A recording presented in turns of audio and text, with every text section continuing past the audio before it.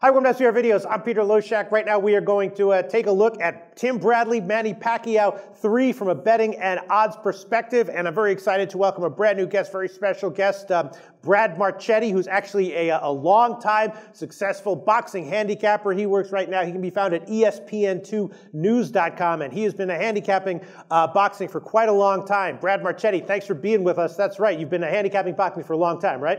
Absolutely. I've been doing this basically since I was a teenager. Yeah, and I mean, I'll tell you what, it's kind of hard to find long-term successful boxing handicappers, way harder than MMA, for example, by comparison. There just aren't a lot of people who handicap boxing, but you used to be a boxer and you've done it for a long time. Tell us a little bit about your history before we get into your analysis of this fight.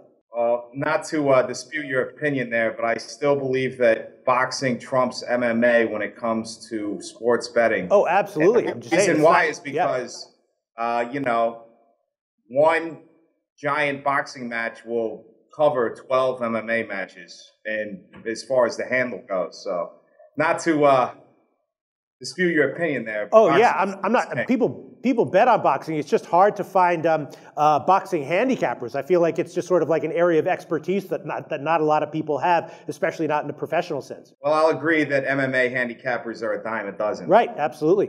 That's what I'm saying. All right, so we got Tim Bradley and Manny Pacquiao 3, and this is an interesting fight. You know, I'm sure there's a lot of minor boxing matches that have great betting value. The major ones sometimes are a little bit tricky, and we'll just do the rundown here. You know, of course, Pacquiao's beaten, sorry, they've split it, but in most people's opinion, Pacquiao won the first fight. Both these fights, both the first two fights went the distance, and this one's expected to go the distance right now at Pinnacle. The over 10.5 rounds is minus 366, and Pacquiao, of course, you know, the big favorite, minus 223 right now at Pinnacle. Bradley on the other side at plus 195. Bradley's looked very good since switching to Teddy Atlas as his trainer. My first question to you is how much left does Pacquiao have in the tank? And just at first glance, should he be this big of a favorite over Bradley, in your opinion? Bradley has had two problems in the first two fights with Pacquiao. In the first fight, you know, he broke his foot early in the fight, so that effectively dismissed any chance of him being able to get any leverage on his punches. But even in the first fight, it didn't seem that Bradley had much of a strategy going in. He really didn't have any answer for Pacquiao's straight left hand down the pipe. And, you know, you could blame that on strategy. You could also blame the second fight on strategy, right? Because Bradley's, you know, game plan was to try to knock Pacquiao out.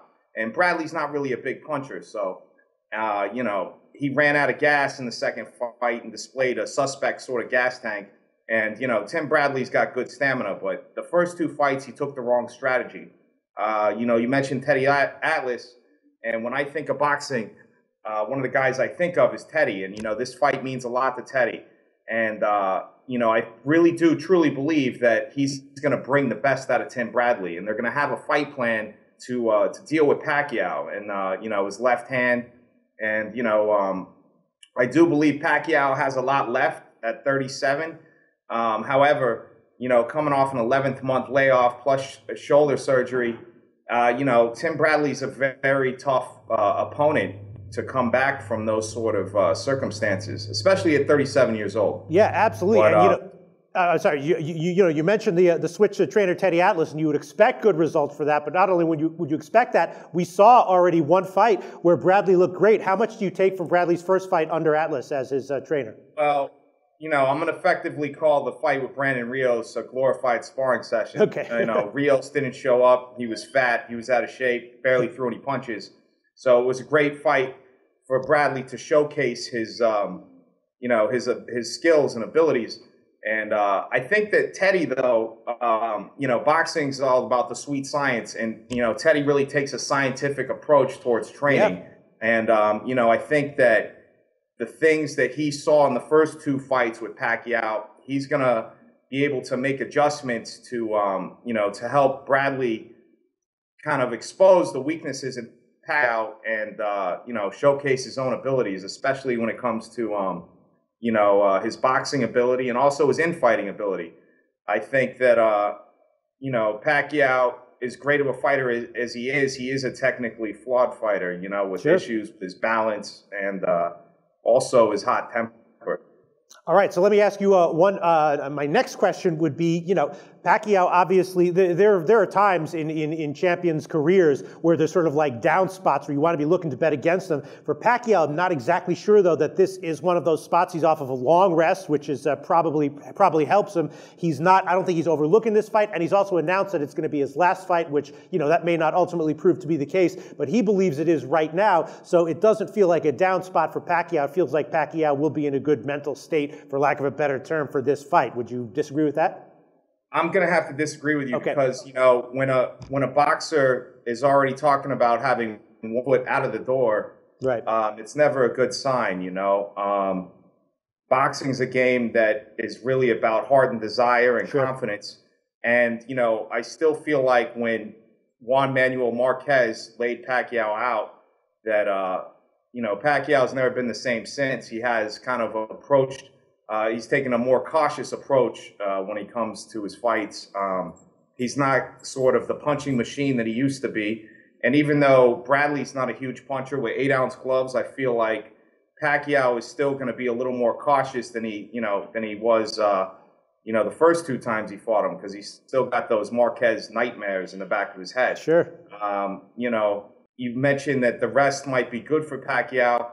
But, boxing's a sport that's about activity. And, a year out of the ring, there's very few guys, that can really come back and be what they are, even with just, a year removed from the ring. Right, sure. All right, so we've seen in both boxing and MMA recently a lot of, underdogs, cash, taking down marquee name fighters with, in retrospect, great value on the underdog. It sounds like you might be implying here that you see a pretty good value, at least with Bradley at plus 195, currently at Pinnacle. I'm going to go ahead and have to say that, he is a very good value. They do say that great fighters usually have one great fight left in them. Mm-hmm. And he's going to need that great performance to beat Tim Bradley. By my handicapping estimation, I have this as a coin flip. This is a 50-50 fight. Sure. Like you said in the beginning, it's really questionable, quite how much Pacquiao has left. Just like a baseball player that hits 300 his whole career, and then he turns 35 and he hits 290. Then he's 36 and hits 280. Then he's 37 and hits 270. Right. That's just what happens, especially in boxing. And, I feel like Bradley has advantages when it comes to infighting, his physicality. He's actually got a little more length than Pacquiao. He's longer armed than Pacquiao. Pacquiao cuts. There's a lot of things. I think Tim Bradley's jab is going to be a major factor in this. I think that he's going to use that jab and his foot speed to really keep Pacquiao turning and never let him get set to punch. So, I think that Tim Bradley is poised to upset Pacquiao. All right, so let me ask you this then, and this is, you're very experienced when it comes to boxing. This is something that I'm sure, a lot of people have in the back of their minds. Any fight that goes to the cards, as this one is expected to, there's constant, it's always expect the unexpected, and the first Bradley-Pacquiao fight is like the textbook case of that, right? Bradley got the decision. Most boxing fans and experts believe that Pacquiao won. So my sense is that, if I'm going to bet a boxing match, if I expect a guy to get knocked out, I'll just bet him on the knockout prop. If I expect the fight to go the distance, then I'll usually just want to bet it to go the distance, because I don't want to have a situation where the guy that I'm betting on is going to have to win on the cards just because of the unpredictability of that. And I feel like if there is going to be a decision that people disagree with, it might be in Pacquiao's favor, because it's going to be his last fight and because the first fight, went against him. How much do you think of a risk there is of having a decision, kind of screw Bradley on the cards in this one? Well, whenever you have fights in Las Vegas and, you got that much money involved, things can happen. Yeah.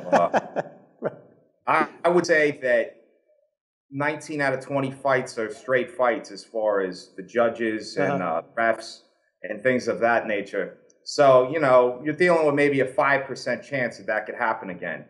Pacquiao, it is his last fight, but Tim Bradley's the future. And, that's not going to be lost on the judges or the promoters, behind Tim Bradley, who I believe is top rank, and they got a lot of pull in the game. Right, sure. So I'm not going to, to say that Pacquiao has an edge on the judges' scorecards. I would say, maybe a slight edge based on crowd support. But, I'd say only 5% of fights you're going to deal with that sort of, criminal element. Right. Sure. Sure. Or I mean, maybe not necessarily criminal, but you know, incompetent or whatever it is. I mean, I'm not necessarily implying that there's direct, you know, bribery involved there, but certainly there's a history of bad decisions in both boxing and MMA that's indisputable. That right. first fight was probably the worst decision of the last decade. Right. All right, so let's get a pick from you. I got to say, when I was researching this, I was like, man, I've researched, you know, boxing and MMA matches before, and this has dog value written all over it. My pick on this one, I agree with you. I think it's about a coin flip. I would say betting value with Tim Bradley at plus 195 or whatever line you can get him. What would your pick on this fight be, Brad Marchetti? I would be leaning towards Bradley, but I would like to bet him, you know, closer to fight time when Pacquiao's odds kind of bloat. As far as, you know, when the public gets behind Pacquiao, I wouldn't be surprised if Bradley went up to about 220 or 230 on the money line. Could easily so I would pick Bradley on the money line. I feel like he's going to squeak out a split decision. You know, Pacquiao is a great fighter, and it's going to take a great fighter to beat him. And I think at 32 years old, with Teddy Atlas in his corner, you know, Tim Bradley is he's ready to make the next step and pull off a signature win. It's going to mean a lot to him. Absolutely. I agree completely with you. Brad Marchetti, thanks so much for all your thoughts on this. And again, you can find Brad Marchetti online at ESPN2news.com. Brad, thanks so much for being with us.